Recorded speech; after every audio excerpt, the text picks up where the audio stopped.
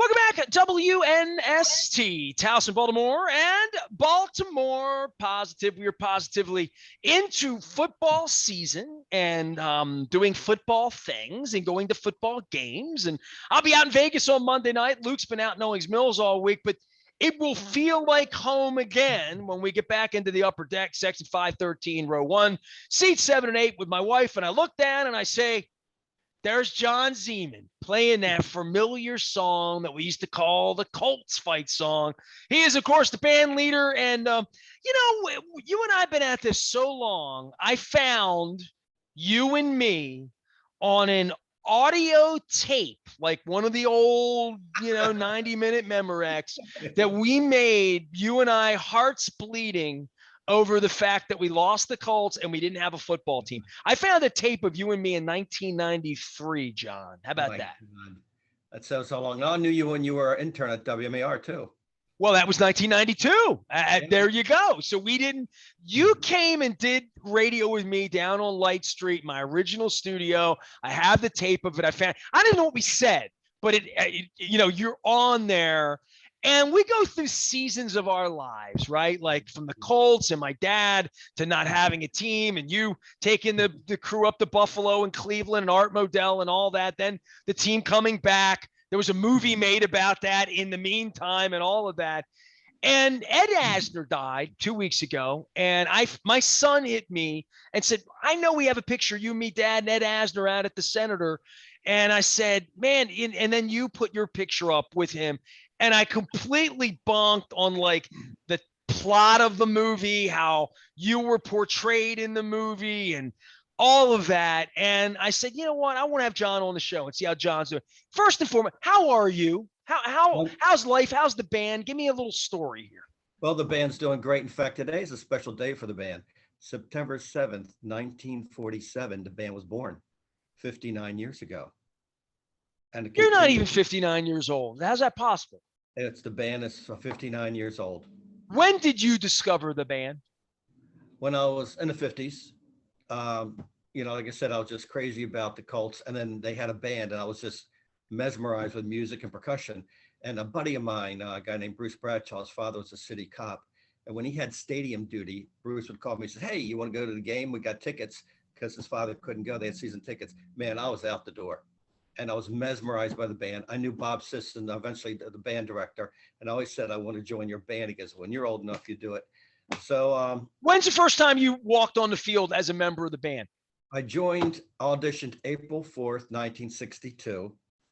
And the first game was September, I think 16th, 1962. It's a day Artie retired, believe it or not. How old were you? You got to be 15. I was 14. You lied. Okay, it's fine. It's good. Yeah. But I only had a few months. They knew it. I mean, they weren't dumb. They knew it. And I would tell you the truth, Nestor, I didn't think I stood a chance. But eventually they whittled down to about 5 of us. And one guy, I think it's Tom Morgan, they gave him the snare position they had open because he was at the Marine Drum and Bugle Corps, the 8th and I. And they had one more position, and it was cymbals. And I just want to join this band. And all these guys around me said, I'm playing cymbals. I said, I'll take it. I'll do it. And hold on, April 4th, what year? 62? 62. So it'll be 60 years next April. Yeah. You're going to do something to celebrate that, right? No, we're going to celebrate the band's 60th anniversary. That's the main thing, not me, the band. The Ravens were already talking about, getting the committee together and working within the Ravens confines about doing something. The history and the heritage of this band. Our band director, Dan Fake, he's got a great idea about going back 60 years and getting music from the last 60 years and the different, decades and playing it, which is a brilliant idea throughout the years. But the Ravens are also looking for, a good celebration. The joke is around the Ravens office and the band. When I joined, Steve Bisciotti was 2 years old. I got one better than that. Coach Harbaugh is 5 months from being born. Well, John, you and I have been through the wars here in 30 years, and then Ed Asner dies, and you find your way to my Facebook page or whatever, and I'm like, I just want to get John on, see what's going on. But your band and the legend and the movie give me the story of that movie being made, because I was brought in at the 11th hour by Mike Lasky. I think his son Yeah. was one of the producers of it, and I just got the, hey, Ed Asner's going to be in town. They're doing this movie, and do you want to come out? And Ed Asner did the show with me that week. I got to find that tape. And he came on, talked Mary Tyler Moore and Lou Grant, like all that stuff, and I have that picture. And I haven't seen that movie since it came out. Give me a little story about that movie, because maybe a lot of people aren't even familiar with the movie. Well, the movie was originally Mark Lasky was a producer, and his father was one of the other producers. I think his father put up, the cash, but he got some major stars to be in this movie. The premise was that the Buzzards was a football team, pro football team, and the owner was based on who, Mr. Irsay. He moved the team, and the band was going to stay together, but they had a plan to get the team back. They would go and kidnap the quarterback, holding for ransom, and then it would make the owner bring the team back. Made for Disney movie. Yeah. And when they more or less sent the ransom note to the owner, he said, "You can keep him. We're going to trade him anyway." And that's where, now what are they going to do with a kidnapped quarterback? And that's where, the movie takes off. Mark based this on the Baltimore Colts marching band staying together. I think it's 1996. He wrote, 95 he wrote it, 96 they produced it. And then the team came, and like the band really did stay together. Yes, absolutely. And then Mr. Asner contacted me, and he said, "I'm coming in Baltimore just for a week. I just want to talk to you, and also I want to come out to a band rehearsal and talk to the people. I want to see what motivates them. I want to actually talk to the people that stay together. This crazy idea about keeping a marching band together without a team." So we had dinner and breakfast and lunches and talked a lot. And I took him a little tour of Baltimore, which he loved. He loved history. He's very much, in the Union. And we talked. You really got to know him a little bit. That's sweet, man. I'm glad I had you on, because I didn't realize all that went in. And I guess if you're an actor playing the part of someone, even loosely, you may want to do your research, right? Yeah, and he came out to rehearsal. In fact, there's one guy, one of the guys, actors in there, one of the characters, he based it on a guy named Dennis Bolin. Dennis was a trumpet player, and he had him down. He was one of the musicians. Boy, did he have him down. But he watched Dennis and said, "I'm going to use him. I think he'd be a good piece and character in there." And he used it. Dennis is from Havre de Grace, Maryland, and one of our trumpet players. And it was great. And then he called me a few times, and they did the movie and had the premiere. And I was sitting with him, and we were talking, and afterwards he said, "Want to go to dinner?" I said, "Yeah." So I think it's Mark and the producers and myself and my wife Charlene. We went to dinner, and him and I just sat there and talked, and I just was mesmerized by him. What a brilliant man! Besides an actor, just a brilliant man. And he loved his time in Baltimore. He loved Baltimore seafood. He loved it. Well, I could have taken him on a crab cake tour. Yeah, I mean, I owe you a crab cake. John Ziemann, our Colt band leader, our Raven band leader, and the marching Ravens continue to march on. What's on the musical menu here? I mean, you have always managed to be hip and cool and keeping it fresh. When Michael Jackson was in, we did Michael Jackson. When, I can't even think. I think you guys have done Nirvana and done Pearl Jam. You've done all sorts of stuff. Right. What makes the grade for a Ziemann treatment and bringing it into the band and saying we're going to perform this at a Ravens game? Well, that goes to Dan Fake, our music director. Dan has been with us, and what you see out there is Dan with his immediate staff of drill instructors, assistant drill instructor, assistant musician director, Kristen Monroe. They more or less look over the music. They got to see what we can get this year, what we have the rights to. That's getting very, very tough on rights for the music. I mean, really, really hard. But they put together a great book this year. Then they're still working on it because, like I said, we got some music that we ordered still coming in. But I love it. You call it a book. That's awesome. Yeah. And we're looking at, we have this one that the fans love called Shut Up and Dance, where our trumpet section just goes nuts. And that's it. We bring the morale. We bring the people. We just don't stand there and play a trumpet or any instruments or percussion. We get out there. People should come to our concert an hour and a half before game time, right outside of Oriole Park, right next to the Memorial Stadium Monument. We do a concert, a half-hour concert, and that's an hour and a half before every kickoff. And we get the fans involved, even the visiting fans. They love it. And like I said, then we march down from Oriole Park, stop in the middle, and do a real fast fight song in Seven Nation, then continue on the stadium. And that gets the juices flowing. That gets the people. This is something that the late, great David Modell, and you and I both had friendships with David, that when they came here, he called me up and says, let's go for a ride. I said, where are we going? Let's go to the stadium. David, we're going to that stadium. So we went down and we went over at Oriole Park. He said, okay, let's start planning how we're going to do this. And him and I laid out the whole thing. He wanted a college type of atmosphere. And boy, did he create it. I always talk that David was the P.T. Barnum of the NFL. He was just fantastic, Nestor. And you know that. I mean, you've had major contact and you were a dear friend of his. And but he created everything you see at that game now. It's his foundation, his thumbprint on it. But like I said, this song was Shut Up and Dance. We're going to do Sir Duke, Victorious, In the Stone. If you're doing Sir Duke, that's good with me. You get Stevie Wonder. That's all I need. That's all I need to hear. Yep. And like I said, but we have a lot of, good tunes playing this year. But the credit goes, I have very little to say about the music. That goes to Dan Fake. He knows his job. And he does it well. What are you in charge of, John? Well, as Harry Truman would say, the buck stops. I'm band president. That's, like I said, I don't agree with micromanaging. If I'm going to appoint these people, like our band president, Pete Zarparlo, Dan Fake. And let's talk about Pete, because he got famous from a Rush song, right? Literally.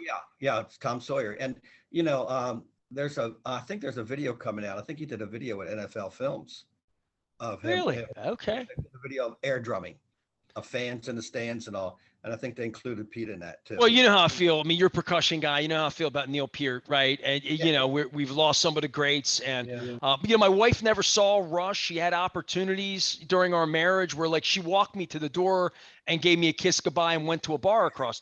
She didn't want to see Rush. And now that he's gone, they're dropping a movie on Thursday night literally around the world from the 40th tour. So I bought 2 tickets up at Towson Commons, and she's going to finally see Rush on a big screen. I mean, you're a drum guy, right? Who was your guy? Were you like a Buddy Rich guy? Who was your guy? Not so much Buddy Rich, but Gene Krupa. Okay. All right. Gene Krupa guy. Okay. Fair enough. And also Ginger Baker. I thought he was fantastic. I met Ginger Baker at Hammerjacks once, man. Really? Yeah, he was really rude to me, but it was good. He kind of was a little crusty and salty, and I wanted that in him. I felt like I soured the cream. Yeah, but like I said, you look at Gene Krupa and Buddy Rich, they're to me the best. See, when I get a real drummer on, they don't give me any trouble about the length of my hair, right? No, what's wrong with that? Real drummers like long hair, right? You've seen my son Patrick. His hair's down to his shoulder blades. Rock and roll, baby. It runs deep in the Ziemann family. Well, he's a guitarist, so like I said, that's what he loves. So, after 21, I couldn't say anything. The hair started getting longer, so I couldn't say a word. Well, I tell you what, 60 years into this for you, we love and appreciate you. Of all of the things from last year, all the pageantry, the people, the elbow bumps, the overpriced beer, all of that we miss about sports will be on display for me in Vegas Monday night as I go out there. And then, of course, we get back here, hopefully 1-0 next week, get ready for the Chiefs. John, it's always a pleasure to visit with you, man. Tell everybody how they can support the band. I mean, what's going on with the band other than playing on Sundays, and give me the website and all that stuff, because it's good to connect with you. I don't have you on often enough. Well, like I said, our website, make sure I got this, hold on a minute. See, that's what happens, Nestor, when you get www.baltimoreravens.com/marching ravens. Marching Ravens. Yeah. And like I said, we got our auditions coming up next year, March or April, which we'll be back. We're in full speed now, but I'm going to revisit you and start talking about maybe in January about our auditions. Oh, you want me to sing? Why not? Just the gigolo, and everywhere I go, Got it, people man. know I've the heard you sing part I'm before. playing. Yeah, well, they, Nasty, we can. Nasty Nestor Awards. I've heard you sing before. Oh yeah, I had a band. That's right. You were at Ridgemont High. I've never performed with you though. That would be something. I'm trying to put something together. I need a drummer for a U2 outfit. You want to do it? You want to play some Larry Mullen for me? Tell Pete I'm Too looking for him. old. Too old. That's why I'm no longer playing the line, because these kids, they got the chops. They would kick my butt. We got a fantastic drum line. And, like I said, Kim Smith, a young lady who's running our drum line. Are She's you like Ozzy? You're not playing anymore. You're just serving in a supervisory role. I'm the boss. I like it. I like it. And Well, you played it. You played at a Hall of Fame level. You did, John.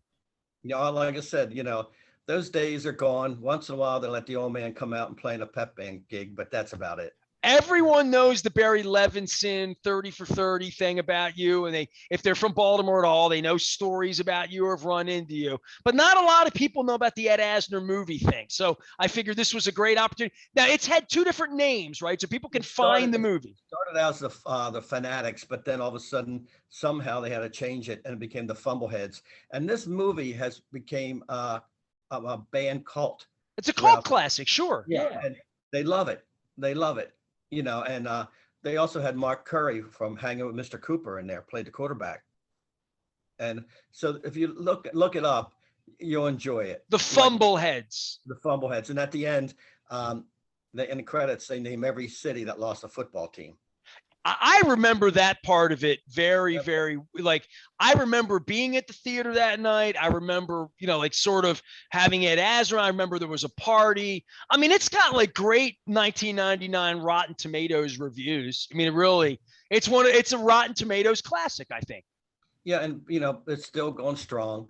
And this is something that, like I said, we're very proud of. And, the band, also David Modell was at the, going back to Dave was at the premiere, and he got the biggest kick out of it. And that's, you can still see it online if you like to. And at the end, they said it was based on the Baltimore Colts marching band. All right, 22 years old and still like new if you've never seen it. Because my wife didn't know about it. She's like, you met Ed Asner? I'm like, Ed Asner like portrayed John. What? So I'm at least telling people about this now that we've lost the great Ed Asner. John, keep the band playing. Sir Duke, give me some Stevie Wonder, mix in some Nirvana once in a while when you can get the licensing on it, and we'll be there cheering. Hopefully lots of playing the Colts fight song, as I like to say, because that means we score touchdowns. I like when we score touchdowns, right? On the song, let me say this, when we brought back the fight song, to me, that brought back the old fans and also the new fans. So brought a combination of something they share, the old Baltimore Colt fans and then the Raven fans. It's now their song. It really, really brought people. When I hear that song, it's 1975, and I'm behind home plate with the net down because my dad would get the tickets in section 41 or 1 because it was a little warmer and a little less drunk than out in the end zone. He wanted to kind of stay away from the end zone back in the day. Yeah. Now, I'm talking 75, 76, 77, Burt Jones era. By the way, Burt Jones' birthday today. So that was brought up. Clark Judge brought that up earlier. So happy birthday, Burt. We still love you. So when I hear the Colt fight song, it reminds me of the mittens my mother gave me and the hot chocolate that my dad would pack, for those games back in the 70s. And, Bruce Laird's running around out in the secondary somewhere, and Stan White, all these people that I got to know, Howard Stevens, Lydell Mitchell, Ted Marchibroda. So yeah, that's good memories for me. Good warms my soul, John Ziemann, Yeah, and the one thing I like to say, to thank the fans, because we're the band of the fans. We couldn't do it without them. We have the best fans in the world, and I just enjoy meeting all of them. And when it comes to our concert or after the game, love you guys, all of them. Well, now I know what the 62 means. I thought that was for Mike Flynn. He's going to be very disappointed that it's not for him. Oh, you're in the back. No, it's not.